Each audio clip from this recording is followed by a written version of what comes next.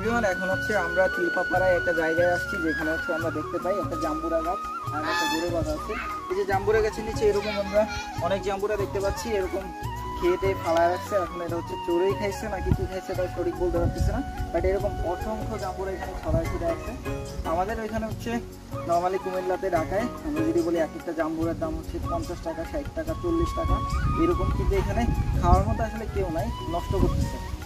তো দেখুন পাহাড়িদের আসলে জীবন, এইখান থেকে হচ্ছে জাম্বুরাগুলি তারা সেল করে অনেক কম দামে বিক্রি করে, বাট তারপরেও তাদের এখানে হচ্ছে যেই জাম্বুরা থাকে বা বিভিন্ন ধরনের ফ্রুটস থাকে এগুলোতে হচ্ছে অনেক কিছু হামলা করে, বানর স্পেশালি বানর অনেক বেশি হামলা করে, অ্যান্ড হচ্ছে হয়তো পাখি বা চড়ুই খেয়ে দেখেন।